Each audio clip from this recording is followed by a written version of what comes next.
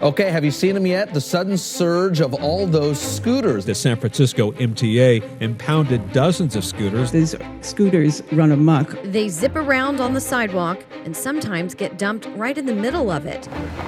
San Francisco was the site of an invasion last month. A fleet of app-based electric scooters suddenly arrived on almost every street and sidewalk. The 3 companies that operate them attended no hearings and received no permission from city officials before they dumped their products on the street. And unsurprisingly, people hate them. I almost got hit 3 times. Obviously, they don't belong on sidewalks, but that's where they are. One wrong turn and that could be on my back. So, no. They shouldn't be going on the sidewalks and they shouldn't be going so fast. Get rid of it. The companies have cute names like Bird, Lime, and Spin, and CEOs like this man, Travis Vanderzanden. Travis was the COO of Lyft and then a VP at Uber, a company known for pissing off city officials in the interest of unregulated ride-sharing. Bird is based in LA and, full disclosure, the company sublets office space from Vice. Anything new tends to feel disruptive and can sometimes be controversial. How new is it though? Isn't it just kind of a razor scooter with a battery on it? Well, electric scooter sharing is, Bird was the first in the world to actually do that. Spin is another company in the electric scooter space. We're kind of known as a company that's been going out there and innovating on the regulatory side and actually helping cities craft these solutions. And our goal here in San Francisco is to come to a permit system as soon as we can.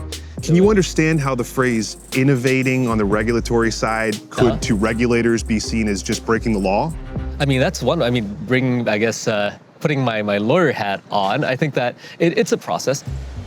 In April, the city attorney issued cease and desist orders to all the scooter companies, claiming that customers were violating the law by not wearing helmets, blocking sidewalks and access ramps, and not having valid driver's licenses.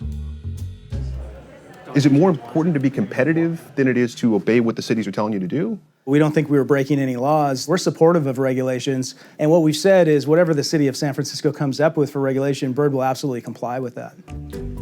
It's unclear if the combination of electric scooters and angering municipalities will be a sustainable business model. Although Bird is rolled out in 7 cities, it paid a $300,000 fine in Santa Monica for operating without a proper business license. But the company tells us that in San Francisco, Bird scooters have traveled more than 140,000 miles in 30 days. And they do have a cadre of loyal enthusiasts. Ducks fly together. Once you get on there and you start the wind in your hair, it's pretty fun. Could we potentially see you at the next city council meeting standing up for Bird and saying, no, these things belong in our city? Absolutely, like all the Chads and the Brads of the world will be the Seans and Maxes. I did send in the email saying, keep Bird in San Francisco, tried to do my part electronically. I've had a lady kind of scream at me saying this is ruining San Francisco. Yeah, I usually just get some dirty looks. Either there's girls checking you out or there's, the angry elderly couple that's saying, get off my streets. Lime declined to be interviewed for our story, and none of the companies would tell us how many scooters are actually on the streets. Yesterday, the city established a permit that companies can apply for, although they're not guaranteed to get approval. Bird told us they'll apply as soon as possible. Meanwhile, the enraged citizens of San Francisco are policing them with other means, smearing the scooters with human feces, cutting their electrical lines, and even throwing them in the ocean. People are taking shits on your scooters in San Francisco. How does that make you feel? Well, I don't love it. I mean, I think, I think of the birds as, they're very important to us, and we think the birds are out there doing very good for the world. Do you know better of what a city needs for transportation than the city itself does? No, I don't think we know better than what they know, but I think there's always new innovations happening that maybe cities haven't thought about yet, or we have something new and unique that's never been tried before.